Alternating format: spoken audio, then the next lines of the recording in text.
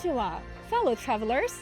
I am Hannah, your hostess for Cebu Insights. Can you guys guess where I am today?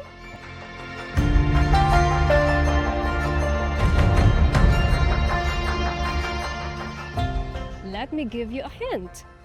We've arrived at the House of the Rising Sun. If you guessed Japan, you are almost right. We are here at Sachiko's Little Kyoto in the mountains of Babaguno, Cebu City.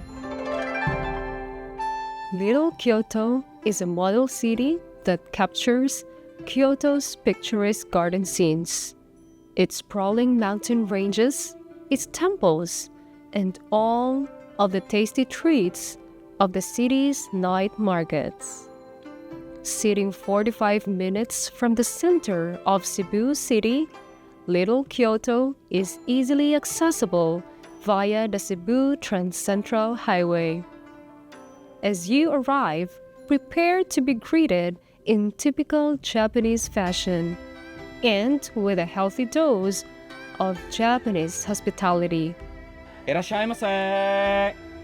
おはようございます。 This attraction within the hills overlooking Cebu is as close as you can get to Nippon Nation without needing a passport.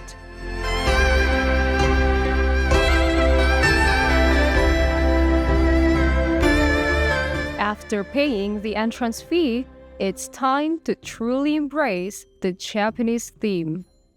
When in Rome, do as the Romans do. When in Little Kyoto, wear a kimono. Japan's Kyoto City has been brought here in miniature for you to experience the ambience and the culture of the Japanese people and see what this slice of Kansai has to offer.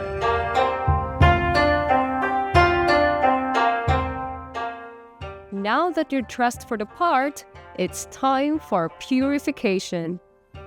Before properly entering Little Kyoto, you must wash your hands and mouth at the Timizuya or temple fountain. This is prerequisite for passing through Shinto holy places and a great way to start your journey through Japan. After leaving the Timizuya behind, it's selfie time at the giant Little Kyoto sign.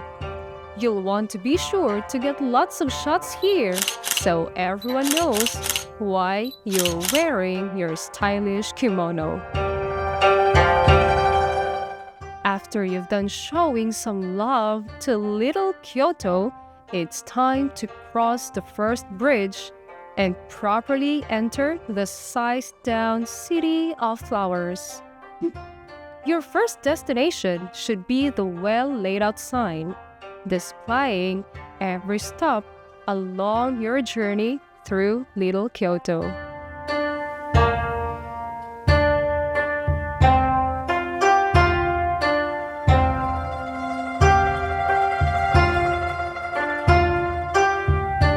Once you've mapped out where you'd like to go first, it's time to take a little walk through the torii. The torii represent an opening through sacred ground. Tread carefully when walking through gates of the gods.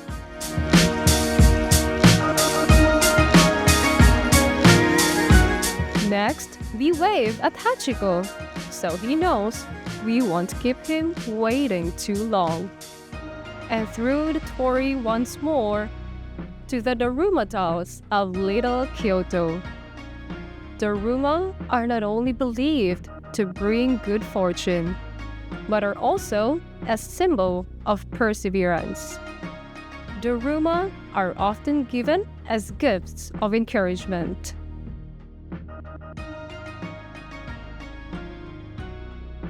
Once you've been introduced to Daruma, next up is Nico.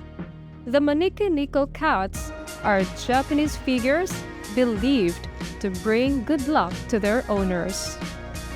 But even if they don't bring luck, they're super cute. And if you're really lucky, Nico-chan will leave you a gift. From Neko, it's time for us to more deeply go into Little Kyoto. Walking up the stairs, you're able to take time to smell the flowers, since you're surrounded by them. In Japanese, Kyoto is known as Hana no Miyako, or the City of Flowers.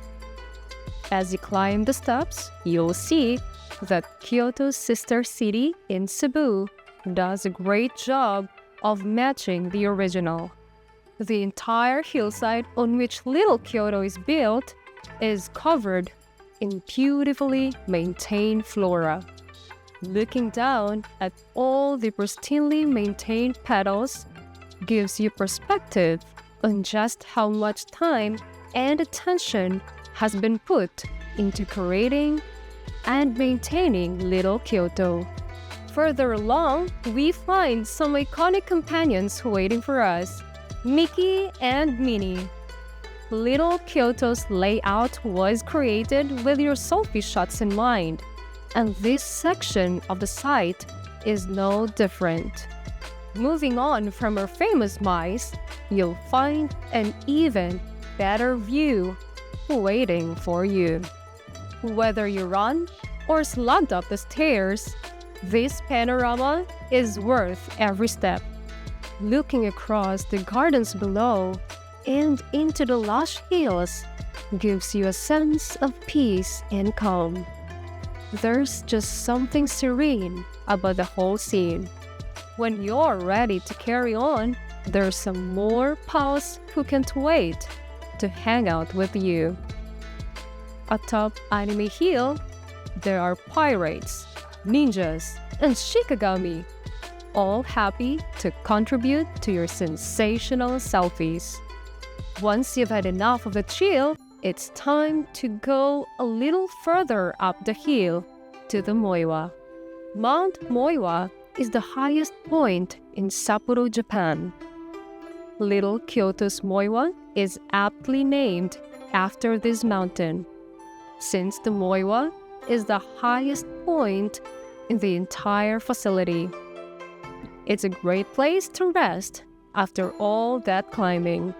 But the Moiwa, like most things in life, is even better when enjoyed with friends.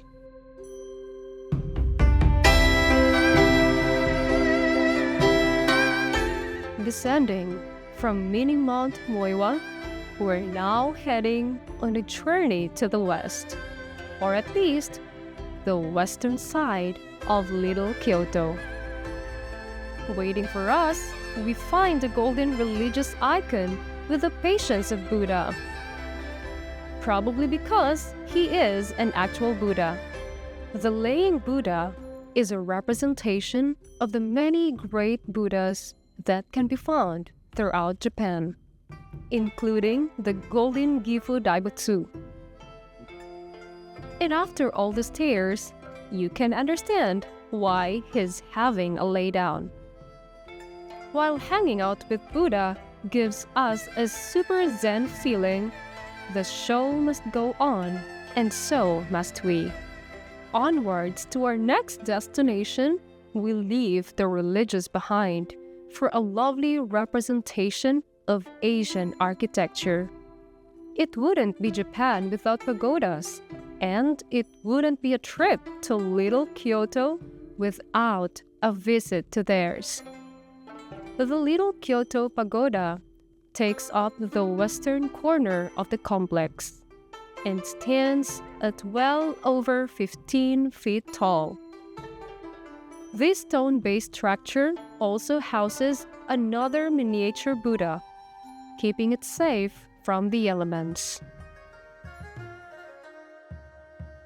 Our stroll through Sachiko's Little Kyoto would not be complete without a downhill dive through Little Kyoto's Alley of Eats. At your typical restaurant, everything is cooked in a nearby kitchen. Little Kyoto's kitchen is broken up into numerous food stalls, specializing in specific dishes. These charming culinary kiosks are laid out in a fashion similar to what you would find in Japanese night market eateries.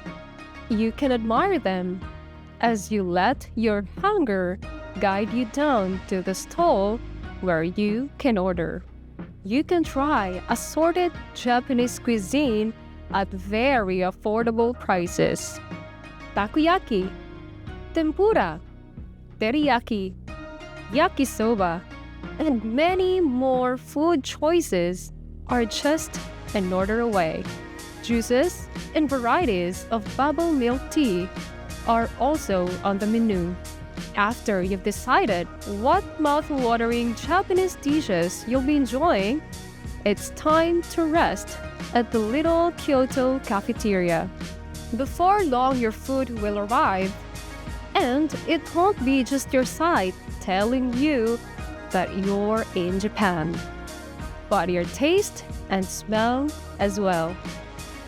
And here's where you will also discover that the food at Little Kyoto is from Sachi. Sachi is an award-winning restaurant chain providing some of Cebu's best Japanese food options. We tried the beef teriyaki, reasonably priced at 210 pesos, as well as the yakisoba pork coming in at 150 pesos. We also couldn't resist the gyoza, only priced at 170 pesos.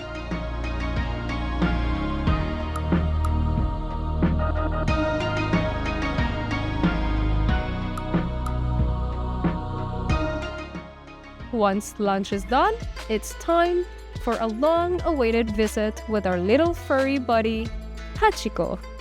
Hachiko was the faithful dog who patiently waited for 9 years, 9 months, and 15 days for his departed master. He has 2 primary statues. One is at Shibuya, the location of his daily waiting session. The other is at Tokyo University, where his master worked as a professor. The story of Hachiko is a great example of loyalty and fidelity in Japanese culture. Lastly, it's time to tread through the torii once more towards the end of our journey. And the end is filled with gifts. At the Little Kyoto souvenir and gift shop, you can take a little piece of this must-see tourist destination home with you. While Little Kyoto during the day is great, this mini-city comes alive at night. Once the sun's gone down, the lights and shadows only make Little Kyoto more charming. Little Kyoto is another of the many attractions that make Cebu so unique. But the best part of unique attractions is experiencing them for yourself. Why watch a video when you can make your own memories? Sayonara! Until next time, fellow travelers, I'm Hannah, inviting you to see Cebu.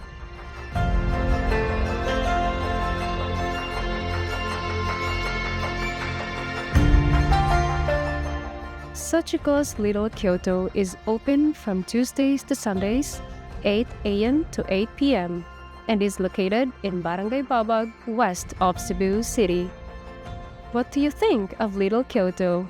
Leave your comments below and don't forget to subscribe and smash that like button.